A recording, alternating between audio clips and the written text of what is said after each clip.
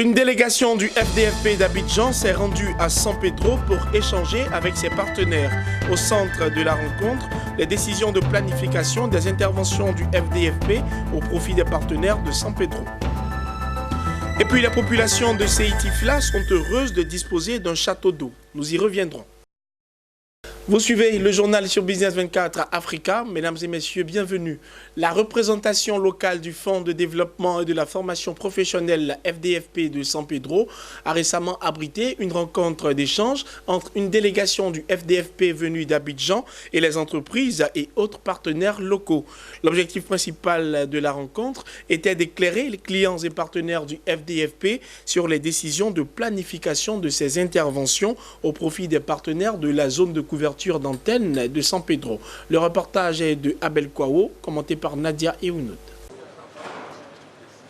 Pour redynamiser le fonctionnement de son agence, le FDFP passe en revue l'état de sa collaboration avec ses clients et partenaires de San Pedro. Selon les initiateurs de la dite rencontre, l'objectif principal de la mission est d'éclairer la lanterne des clients et partenaires du Fonds de développement et de la formation professionnelle sur les décisions de planification du Fonds pour ses interventions au profit de ses clients et partenaires de la zone de couverture de l'antenne de San Pedro. Occasion pour le FDFP de recueillir les préoccupations et les besoins de formation, d'équipement, de financement de ses interlocuteurs en vue de faire des recommandations au comité de gestion afin qu'ils prennent la mesure corrective allant dans le sens de sa redynamisation. En réaction à une question relative à la lenteur dans le traitement des dossiers et le respect des délais d'agrément des plans de formation et de remboursement, Ange Léonie Barry Battesti, secrétaire général du FDFP, a rassuré ses interlocuteurs de la disponibilité et la capacité du FDFP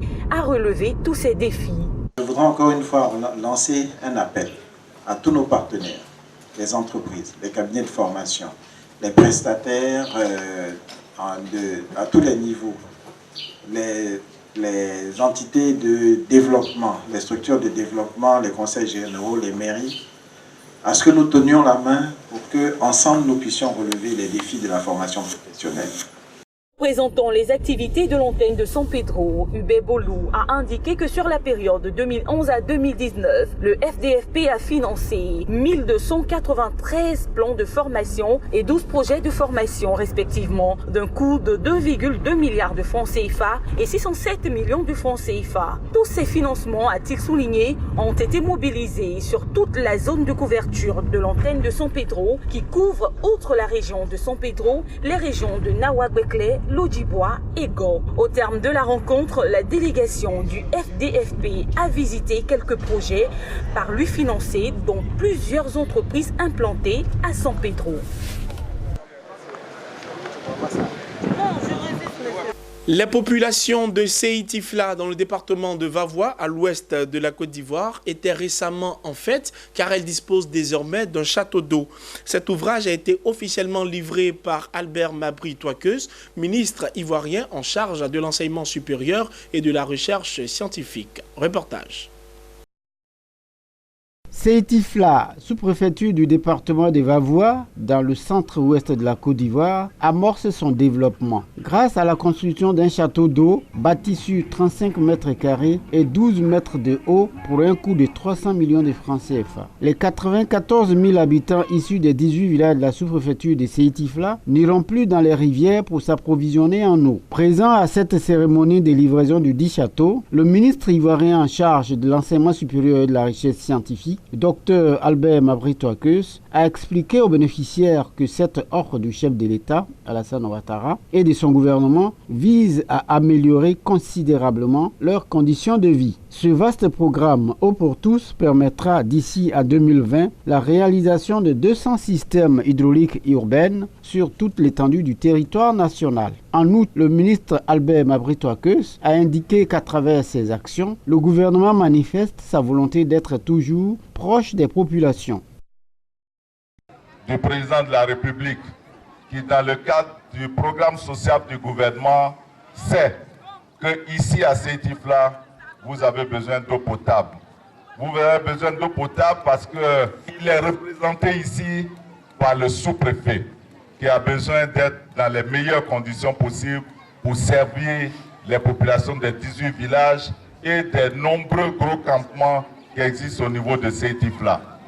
Il sait qu'ici, il a fait des agents de l'État, des enseignants, du personnel de santé, du personnel de l'agriculture et d'autres auxiliaires de l'administration qui ont besoin d'être dans les meilleures conditions possibles pour pouvoir mieux vous servir. Mais il sait qu'ici vivent des populations qui lui apportent soutien et à qui il doit aussi le bonheur, le bien-être. Dr Albert Mabri-Twakeus a appelé à un usage efficient du nouveau château d'eau de Sétif-là. Il a également exhorté les populations à soutenir la politique de développement du président Alassane Ouattara en vue d'une paix durable. À Sétif-là, les populations n'ont pas manqué d'exprimer leur reconnaissance au chef de l'État pour ses actions de développement à travers leur porte-parole, le sénateur Manoubi Koueli, non sans faire des doléances. Nous sommes vraiment en souffrance. Pourquoi? Si nos parents le demandent, ils ont raison. Regardez, vous prenez par exemple la sous-préfecture de Saint-Africa, vous voyez là. C'est une sous-préfecture dont la population a atteint 94 000 habitants. La première chose que nous avons ici comme problème, c'est l'accès à notre sous-préfecture. On n'a pas de route. On n'a pas de route. On n'a pas d'électricité parce que la sous-préfecture est la seule qui est électrifiée, alors qu'elle comporte 18 villages. Soulignons que c'est le vendredi 19 juillet dernier à Tafiré Niankara, dans le handball, que le Premier ministre Amadou Gon Coulibaly a procédé au lancement de l'inauguration de 21 châteaux d'eau d'un coût global de 29 milliards de francs CFA partout en Côte d'Ivoire. Sétif-là constitue ainsi la 19e étape du programme Eau pour tous. C'était un reportage de Emmanuel Quadio, commenté par Lucien Bokwa. Autre chose à présent, les ouvertures des guichets emploi sur l'étendue du territoire national ivoirien vont bon train. La ministre de la Solidarité, de la Cohésion sociale et de la lutte contre la pauvreté, Mariatou Kone, a ouvert le guichet emploi de la ville de Boundiali. Elle a invité les jeunes à s'approprier cet outil d'aide à l'intégration socio-économique. Ouattara Daouda et Emmanuel Bonzo. Le guichet emploi jeune de Boundiali a été inauguré ce samedi 3 août par la ministre Mariatou Kone, ministre de la Solidarité, de la Cohésion sociale et de la lutte contre la pauvreté, en présence de plusieurs élus et cadres de la Bagoué. Selon la directrice régionale de la Bagoué, représentant à l'occasion le ministre de la Jeunesse Mamadou Touré, ce guichet permettra l'insertion sociale des jeunes et leur assurer un meilleur avenir. À sa suite, Siama Bamba, président du conseil régional de la Bagoué, présentera l'ouverture de ce guichet emploi comme un facilitateur pour l'employabilité des jeunes. Il a par ailleurs salué les actions menées par le gouvernement dans sa région. Pour la ministre Mariatou Kone, c'est un ouf de soulagement pour la jeunesse de la Bagoué. Elle a invité les jeunes de la région à saisir cette opportunité en s'inscrivant massivement afin de bénéficier de ces services. L'objectif assigné au ministère de la promotion de la jeunesse et de l'emploi des jeunes est d'aider à insérer 500 000 jeunes sur la période 2019-2020. Je répète, dans le programme social du gouvernement, l'objectif était d'aider à insérer 500 000 jeunes sur la période 2019-2020. Mesdames et messieurs, avant même la fin de 2019, nous sommes à la moitié de 2019, ce sont 342 560 opportunités d'emploi qui ont été collectées auprès des partenaires. Notons que dans sa politique de lutter efficacement contre le chômage et la pauvreté dans le pays, l'État de Côte d'Ivoire a initié un projet guichet emploi jeune. Le lancement a été fait à Bingerville par le Premier ministre Amadou Gon Coulibaly. Le groupe de la Banque africaine de développement et l'Union africaine ont signé un accord de subvention de 4,8 millions de dollars pour la mise en place du secrétariat de la zone de libre-échange continentale africaine. La mission de ce secrétariat est de préparer la structure organisationnelle de l'organe administratif permanent et son programme de travail, ainsi que de s'occuper des questions connexes, notamment celles relatives au budget. Lors du sommet de Niamey, il a été annoncé que le secrétariat de la ZLECA élirait domicile à Accra, au Ghana.